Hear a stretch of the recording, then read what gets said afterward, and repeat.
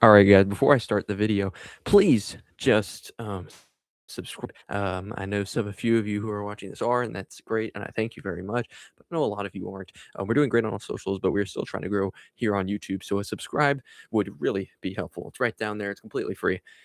Let's get into the reaction. Oh my goodness, fellas.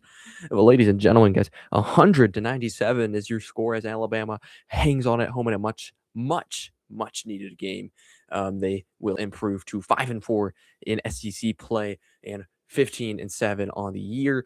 And this is a game going into it. We knew there were two of the best offenses in the country, two of the best offenses in the SEC, and we were not disappointed at all. This game was back and forth to the very end. It was a game of runs, and it was just so fun to watch. And if you didn't watch it, I'm sorry, but here's a reaction. Here's a breakdown.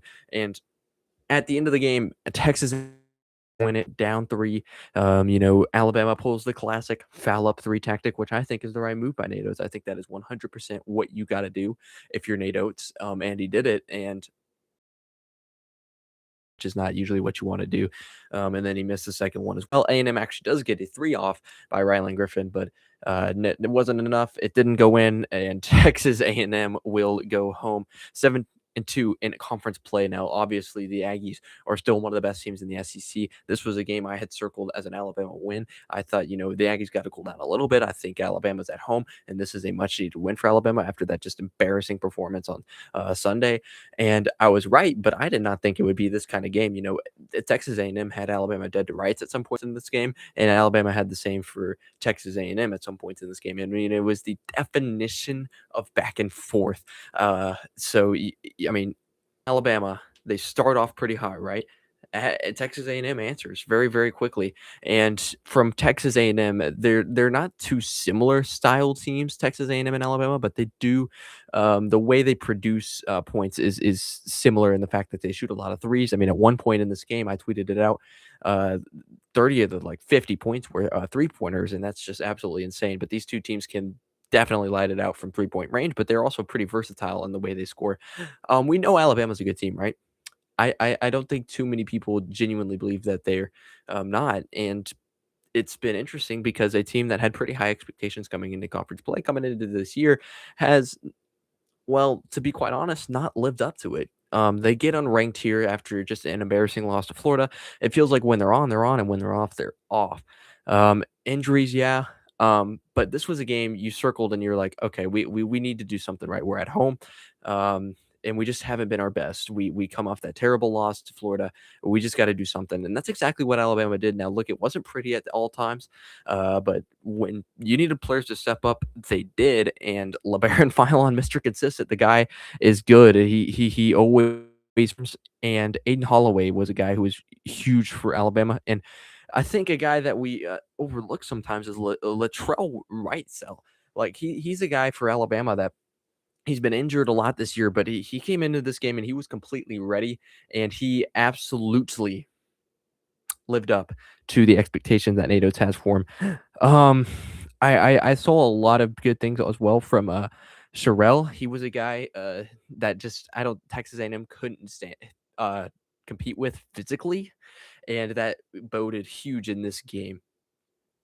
For A&M, I mean, it was just one of these games where, I talk about it all the time how A&M has like 10 to 15 guys that they can put into the game at any time, and they're going to be just as consistently good. And it's such a weapon because you can have your starting 5 in, and they're getting tired, they do their work, and then you put in another 5 for Texas A&M, and they do just as good, if not better, and produce just as much.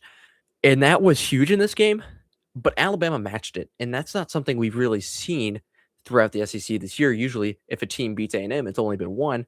They kind of just beat them in a rock fight when that was Tennessee. This game, it's really the first SEC team we've seen match Texas A&M in just the way they score, the way they play, and it was huge for Alabama. We all know Alabama is one of the highest scoring teams in the SEC. They're one of the best offensive teams in the SEC, and they needed a great offensive performance today. I didn't know they would need 100, but apparently they did, because this game was absolutely, thin of your skin of your teeth. You had to get everything, and you needed to win this game, and it was just a game. There's so many pivotal points. I don't even know where to start. Like, I think for Texas A&M, I think it's like in the 10-minute mark of the first half, and you're kind of hitting a stall, right? It looks like Alabama may be finding their way a little bit, maybe finding out how to play in conference play, and they're just going to kind of chip away at this one and run away just a little bit. But then no, Texas A&M puts Vincent in, and he's a guy that really hasn't been too much of a contributor for Texas A&M, and he absolutely balls out. He gets a block, he gets a quick 2 and a 3, and that's the type of thing that Texas A&M, they're never going to be out of games. They have Florida coming up this weekend. That's going to be a really tough one, but they're never going to be fully out of games because when they have guys that can come in and you may not even have heard them. Their names before this, they're going to be contributors because they just don't care who has it as long as they win. That's exactly what Bucky McMillan coaches. And all credit to Texas A&M because in a game like this where we've seen in the SEC back against the wall teams that really need a victory, teams that like Alabama here, there was backs against the wall, 4-4 in conference play. They weren't living up to expectations. They come off an embarrassing loss. When we've seen that in the SEC, it's usually been just an absolute domination from the team that's backs against the wall, and we know they're pretty good. And that was Alabama in this case scenario, but A&M, they came in with a swagger that they are the number one team in the SEC outright. Not anymore, but or maybe they still are. I don't know the complete standings, but they can and they say, this is ours to lose. It's we're just a good team. We're not just a good story. We're a good team, and that's exactly what Texas A&M did. At the end of the day, though, when you have a shootout like this game, it's really who scored last, and that was Alabama. And all credit to NATO. They really needed this win, and they got it. Rylan Griffin, a guy who was at Alabama for 2 years, he was pretty good contributor for them.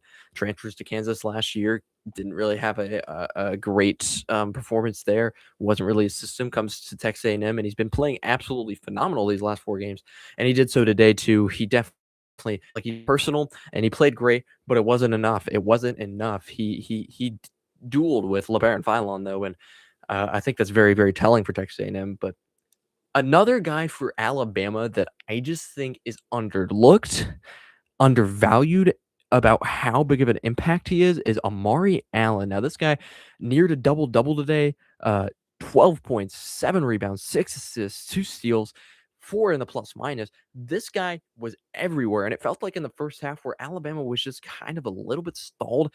Amari Allen was a guy who just came up again. You're running out of excuses, right? You're kind of having how do I say it?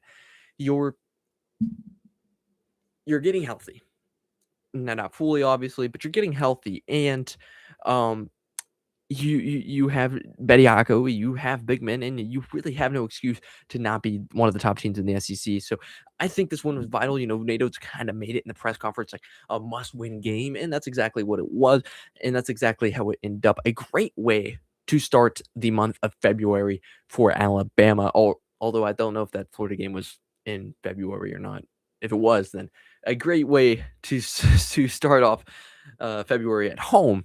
Let's see standings, and Texas A&M remains atop, tied with Florida. So this game Saturday, Texas A&M and Florida will be just a game that will be the deciding factor of who will be leading the SEC outright. Both teams are 7-2, but Texas A&M, they just kept winning, and teams were wondering, when are they going to cool down? Because it feels like they have to, and they, I wouldn't say they cooled down here, but they did lose, and so that opens up a pathway for a lot of SEC teams right now who are eyeing their way to potentially trying to get an SEC championship in the regular season.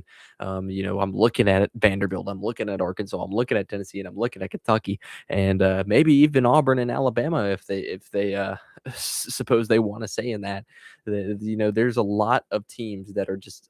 It's just going to be so much fun throughout the rest of February and into early March, and as we get to March, and this has just been a fantastic, fantastic ride for both these squads, but it was a much, much, much needed win for Alabama, much needed win for Datos, and they got it. Despite all the controversy and all that, they've still been playing, blue collar basketball, and it came through today. Just offensive battle, But even though it was an offensive battle, you didn't see a lack of defense, and that's what I always love. I don't want to just see an offensive battle where it's two terrible defenses and two offenses who are just going at it with each other. No, the defenses played well today too, but just two star-studded offenses, and you expected nothing less of this game, and we got everything and more from this game. Alabama, 197 for the Texas A&M Fighting Aggies, and look, you unrank them, and look what they do. Alabama backs against the wall, and they got it. Thank you so much for watching. This is Random SEC. Please like, comment, and subscribe. It would really help us out a lot. And just follow along for all your favorite content for college basketball, college baseball, and college football here in this is Random SEC signing out.